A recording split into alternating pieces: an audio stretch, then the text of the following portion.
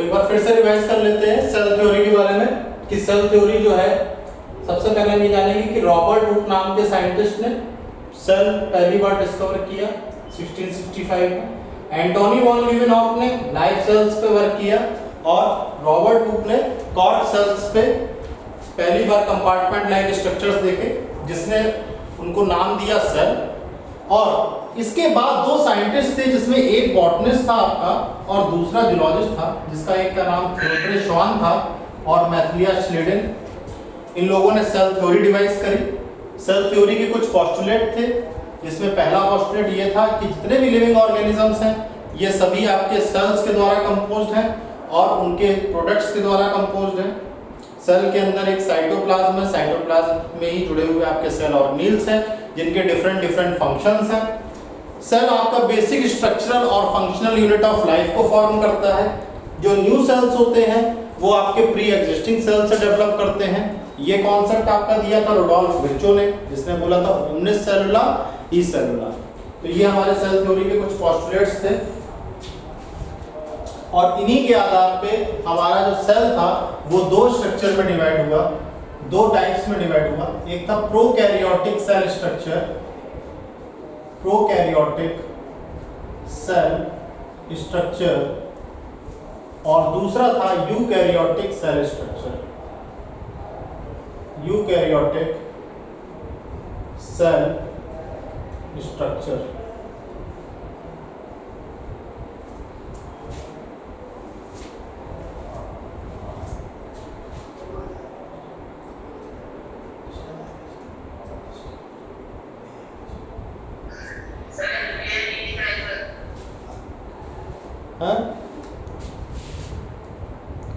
Visible नहीं है? अच्छा ठीक है, ठीक।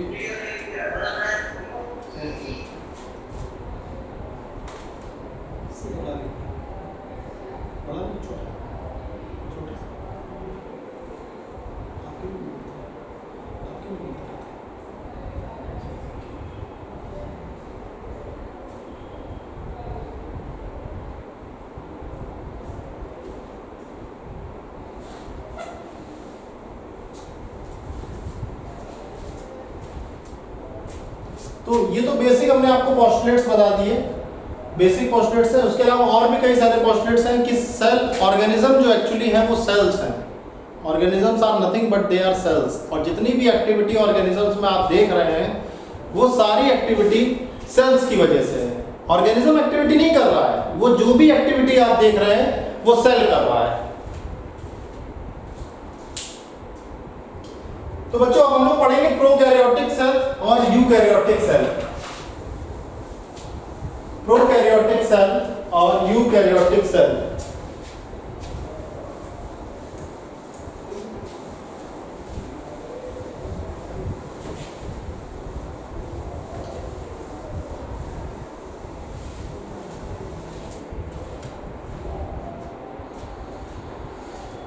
तो हम लोग डिफरेंस पढ़ेंगे prokaryotic cell, prokaryotic cell, prokaryotic cell, और पढ़ेंगे eukaryotic cell, eukaryotic cell. Prokaryotic cell और eukaryotic cell.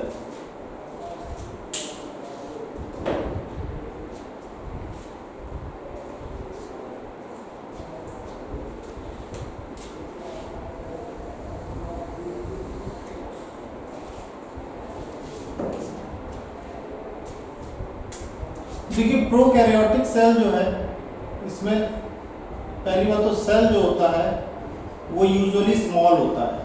Cell is usually small. Cell जो है वो काफी छोटा होता है और इसकी जो रेंज होती है वो लगभग 0.1 millimetre to 2 millimetre, 0.1 millimetre to 2 millimetre रहती है। वहीं पे अगर हम यूकैरियोटिक सेल की बात करें तो cell is usually large, cell is usually large. Cell जो होता है वो लार्ज होता है 10 millimetre to 100 millimetre, 10 millimetre to 100 millimetre, 10 millimetre से 100 मिलीमीटर के बीच इसकी रेंज होती है। प्रोकैरियोटिक सेल की बात करें तो जो उसकी सेल वॉल होती है, जो उसकी सेल वॉल है वो आपकी बाउंडेड है सेल वॉल के द्वारा, bounded by cell wall, cell wall के द्वारा बाउंडेड है। और इस सेल वॉल जो है ये आपकी म्यूरामिक एसिड से बनी होती है, सेल वॉल जो है आपकी ये म्यूरामिक एसिड से बनी होती है। वहीं पर अगर हम बात करें आपकी यूकैरियोटिक सेल की, तो इसमें आपकी सेल वॉल प्रेजेंट हो भी सकती है और नहीं भी हो सकती है। तो किस केस में प्रेजेंट होगी और किस केस में एब्सेंट होगी? मे बी प्रेजेंट और मे नॉट बी प्रेजेंट, और may not be present. Cell wall आपकी प्रेजेंट हो भी सकती है और नहीं भी हो सकती है। तो जो प्लांट्स हैं हमारे, यहां पर सेल वॉल आपकी प्रेजेंट है और ये बनी होती है सेलुलोज से। वहीं पर अगर हम बात करते हैं एनिमल की, तो एनिमल में सेल वॉल आपकी एब्सेंट होती है, एनिमल में सेल वॉल आपकी एब्सेंट है। इसके अलावा अगर हम बात करते हैं फंजाई की, तो फंजाई में आपकी काइटिन की सेल वॉल होती है, cell wall is present and it is made up of chitin, और काइटिन को हम लोग फंगल सेलुलोज भी कहते हैं, काइटिन को हम लोग फंगल सेलुलोज भी कहते हैं।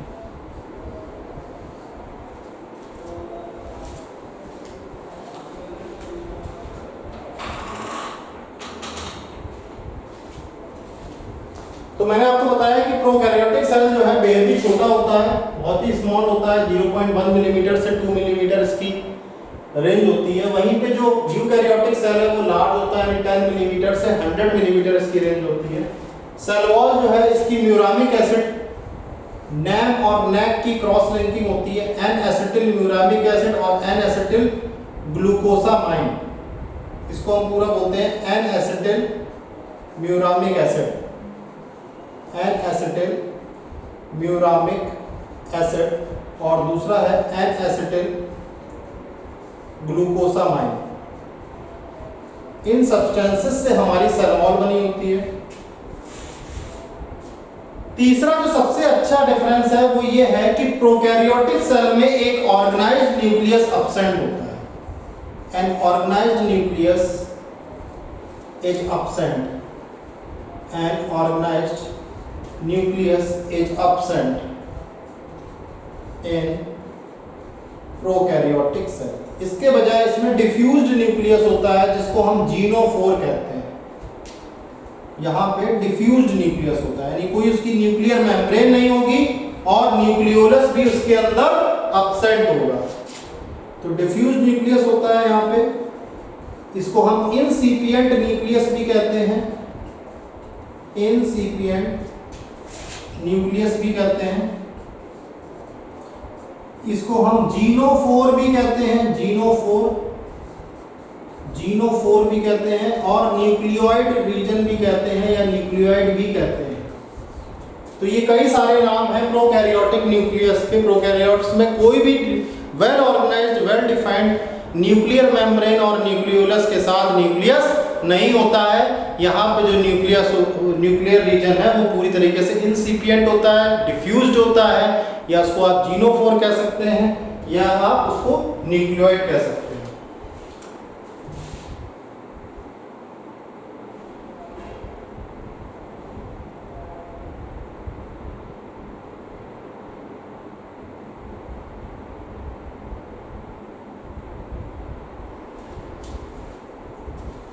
वहीं पे अगर हम यूकैरियोटिक सेल की बात करें तो ये आपका ऑर्गेनाइज्ड न्यूक्लियस में पाया जाता है। It is having organised nucleus it is having organised nucleus, इसमें ऑर्गेनाइज्ड न्यूक्लियस होता है। और ये जो ऑर्गेनाइज्ड न्यूक्लियस है ये 3 पार्ट में डिवाइडेड होता है। एक तो इसमें न्यूक्लियर एनवलप होता है, न्यूक्लियर एनवलप होता है। दूसरा इसमें क्रोमैटिन मटेरियल होता है, क्रोमैटिन होता है। तीसरा इसमें न्यूक्लियोप्लाज्म होता है, न्यूक्लियोप्लाज्म होता है। ये 3 चीजों से हमारा ऑर्गेनाइज्ड न्यूक्लियस बनता है यूकैरियोटिक सेल में। तो ये 3 हमने आपको डिफरेंस बताए प्रोकैरियोटिक सेल और यूकैरियोटिक सेल में। एक तो उनकी जो डायमेंशन है, जो उनकी मेजरमेंट है वो बताई। दूसरी बात हमने सेल वॉल से रिलेटेड बताई। और तीसरी बात हमने जो आपको बताई वो उनके न्यूक्लियस ऑर्गेनाइजेशन से रिलेटेड बताई। इन 3 को आप नोट कर लीजिए, फिर हम अगले डिफरेंसेस के बारे में पढ़ते हैं।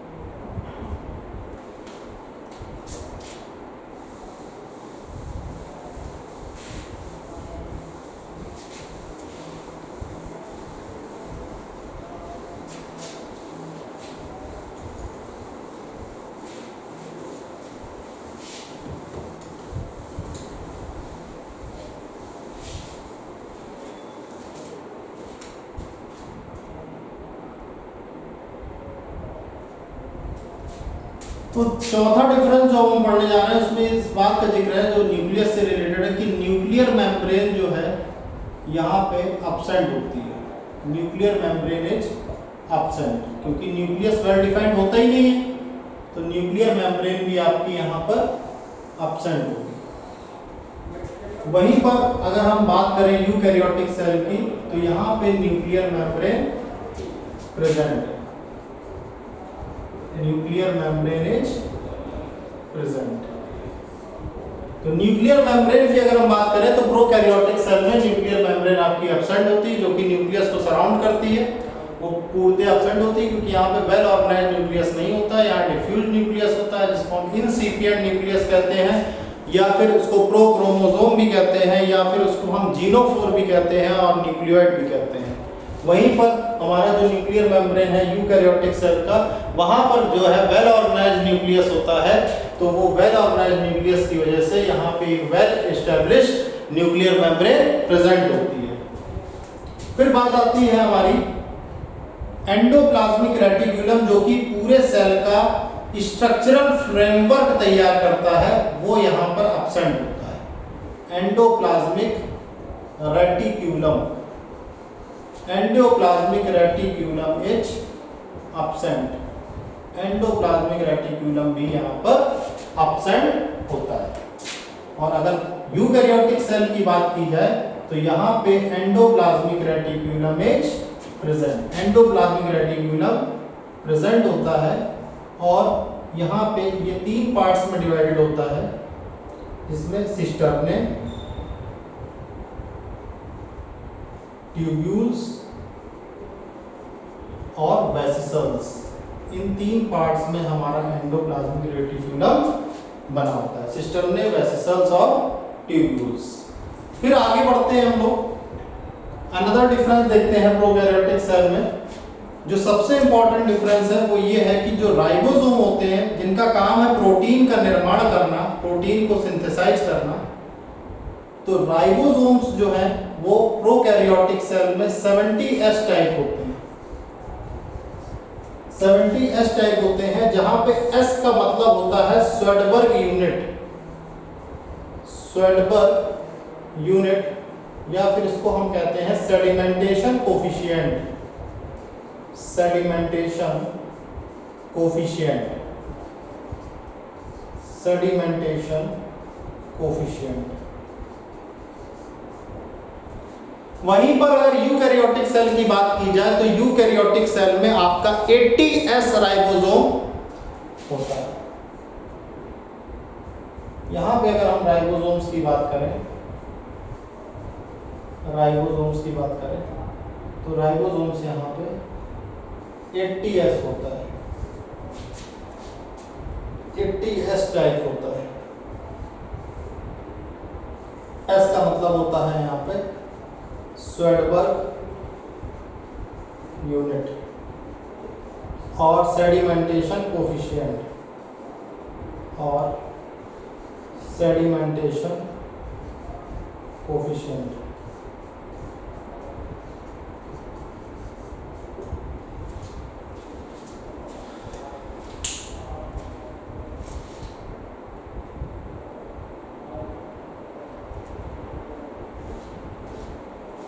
इसके अलावा एक और यहाँ पर जो है हम डिफरेंस देखते हैं कि प्रोकैरियोटिक सेल में जिस हिसाब से न्यूक्लियर मेम्ब्रेन एब्सेंट होती है, उसी हिसाब से यहाँ पे न्यूक्लियोलस भी आपका एब्सेंट होता है।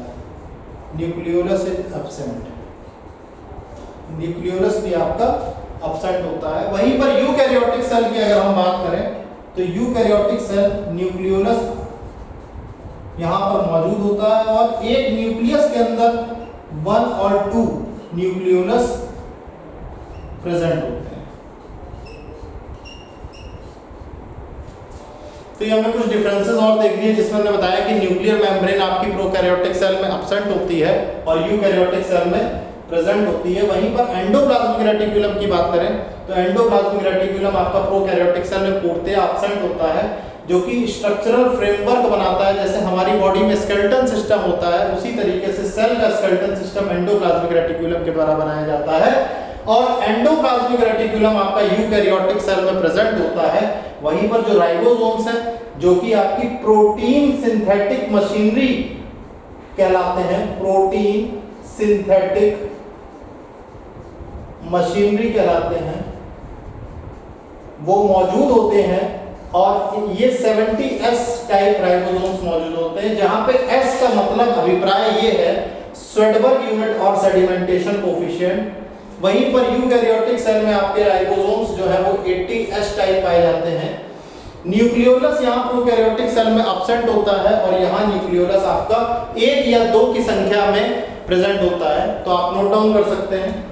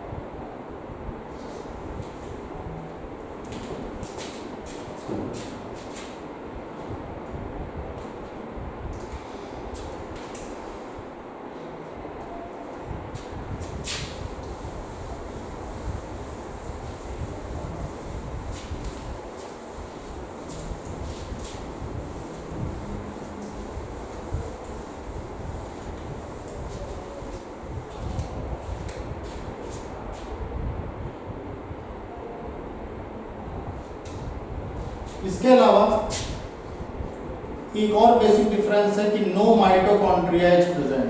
कोई माइटोकॉन्ड्रिया आपका प्रोकैरियोटिक सेल में नहीं होता है। No mitochondria is present in the prokaryotic cell. In the prokaryotic cell. Prokaryotic cell में आपका कोई भी माइटोकॉन्ड्रिया मौजूद नहीं होता। वहीं पर a well established mitochondria is present. यहाँ पे एक बहुत ही अच्छा माइटोकॉन्ड्रिया दिखता है हमको यूकैरियोटिक सेल में, और माइटोकॉन्ड्रिया को पावर हाउस ऑफ सेल बोला जाता है, which is termed as power house of cell, which is termed as power house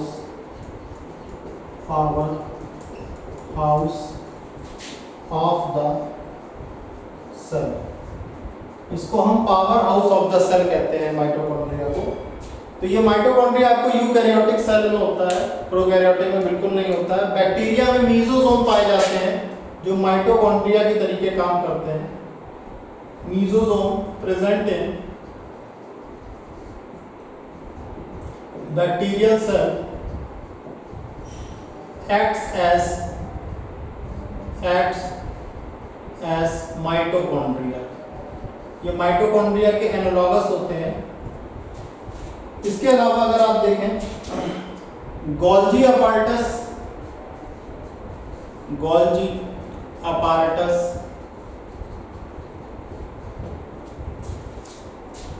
lysosomes जिनको हम सुसाइडल बैग्स भी कहते हैं, और सेंट्रियोल्स, ये सभी आपके एब्सेंट होते हैं प्रोकैरियोटिक सेल्स में। ये सब आपके एब्सेंट होते हैं। और यहाँ पे यूकैरियोटिक सेल में गोल्जी बॉडीज, लाइसोसोम्स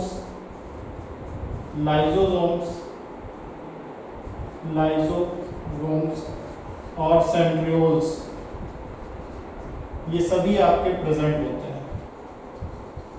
ये सब आपके प्रेजेंट होते हैं। इसके अलावा एक बात और आती है कि जो यहाँ पे जेनेटिक मटेरियल होता है, ये जो डीएनए होता है, वो विदाउट हिस्टोन जो होते हैं वो बेसिक प्रोटीन होते हैं, विदाउट हिस्टोन्स होते हैं, और यूकैरियोटिक सेल में डीएनए बेसिक प्रोटीन से एसोसिएटेड होता है। डीएनए एसोसिएटेड विद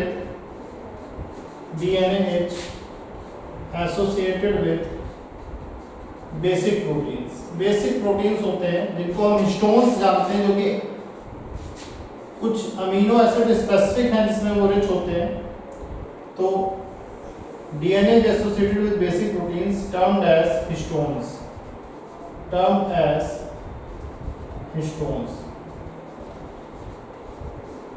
इनको हम लोग हिस्टोन्स कहते हैं। तो ये कुछ पॉइंट्स और हैं, इनको आप नोट डाउन कर सकते हैं।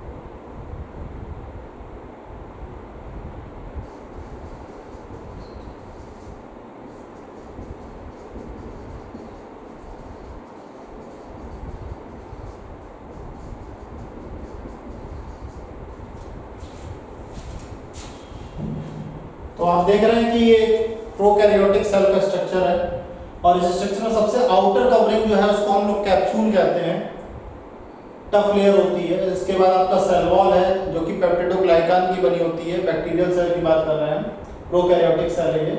और इसके बाद इनर जो मेम्ब्रेन होती है उसको हम लोग प्लाज्मा मेम्ब्रेन कहते हैं। इसके अंदर आप देख रहे हैं कि ये डिफ्यूज्ड स्टेट में, मतलब एक जैसे अनऑर्गेनाइज्ड मैनर में ये जेनेटिक मटेरियल भरा होता है, इसको हम लोग न्यूक्लियोइड कहते हैं। वहीं पे ये स्फेरिकल बीड लाइक अरेंजमेंट होता है जिसको हम लोग राइबोसोम कहते हैं। जो चेन होती है राइबोसोम्स को, उसको हम लोग पॉलीराइबोसोम्स भी कहते हैं, पॉलीराइबोसोम कहते हैं। सर्कुलर डीएनए मॉलिक्यूल होते हैं, ये आपका सर्कुलर डीएनए मॉलिक्यूल है, ये आपका सर्कुलर डीएनए मॉलिक्यूल है। इसको हम लोग प्लाज्मिड के नाम से जानते हैं। ये यहाँ पे हेयर लाइक स्ट्रक्चर्स होते हैं, उसको बोलते हैं पिलाई, पिलाई और फिम्ब्रिए। ये अटैचमेंट के काम आते हैं during sexual reproduction, bacterial sexual reproduction में अटैचमेंट के काम आते हैं, इनको पिलाई बोलते हैं। ये टेल लाइक स्ट्रक्चर है जो कि विर्लिंग विप मूवमेंट प्रोड्यूस करती है, विर्लिंग विप मूवमेंट प्रोड्यूस करती है। और इसको हम लोग बोलते हैं बैक्टीरियम फ्लैजिलम, और या फिर इसको शॉर्ट में कहते हैं फ्लैजिला। तो ये एक इंडिकेटिव डायग्राम, एक नॉर्मल डायग्राम है प्रोकैरियोटिक सेल स्ट्रक्चर का। आज के लिए हम लोग इतना ही रखते हैं। कल हम लोग यूकैरियोटिक सेल स्ट्रक्चर पढ़ेंगे, यूकैरियोटिक सेल स्ट्रक्चर के बारे में बहुत सारी बातें पढ़ेंगे और सेल वॉल के बारे में पढ़ेंगे। प्रोकैरियोटिक सेल स्ट्रक्चर क्या होता है उसके बारे में पढ़ेंगे। तो अभी हमने आपको एक इंडिकेटिव डायग्राम बनाया है, आप इसको नोट डाउन कर सकते हैं। और कल हम लोग सारे सेल स्ट्रक्चर्स को पढ़ के उसके बाद सेल वॉल और सेल ऑर्गेनेल्स की तरफ प्रोसीड करेंगे। Thank you.